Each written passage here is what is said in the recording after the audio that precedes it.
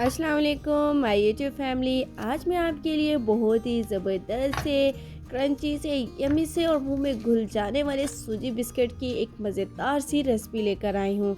इस रेसिपी को बनाने के लिए मैं आपको कुछ टिप्स एंड ट्रिक्स दूंगी जिनको फॉलो करके आप अच्छे और मज़ेदार से बिस्किट अपने घर पर अपनी किचन में मौजूद चीज़ों से आसानी से बना सकते हैं। इसलिए रेसिपी का आपने कोई भी पार्ट स्किप नहीं करना, हर एक चीज़ आपको मैं यहाँ पर डिटेल में बताऊँगी।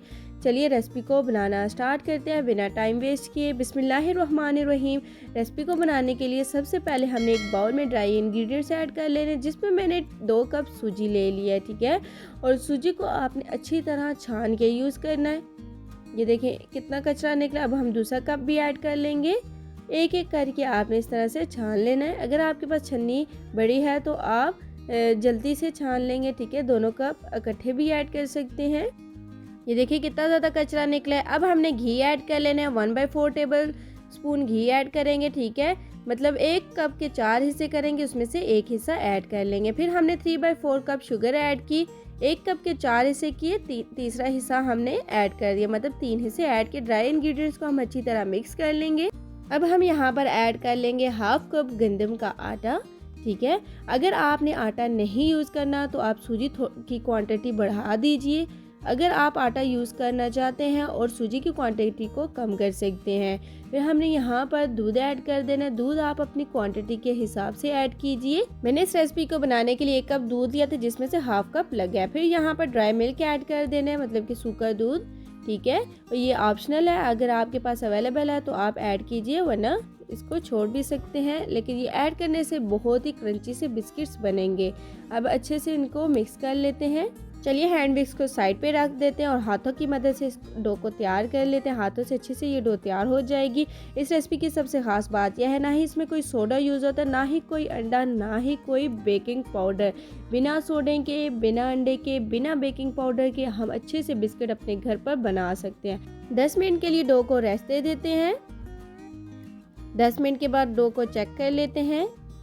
चलिए हाथ लगा के ये देखिए कितनी नरम सी ये डो बनकर तैयार हो चुकी है। अब हमने हाथों पर घी लगा लेना है, ठीक है।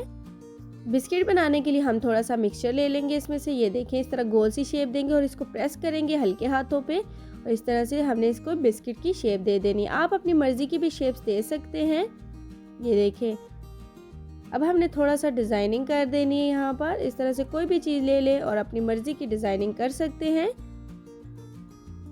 ये देखिए अब दूसरा भी तैयार कर लेते हैं।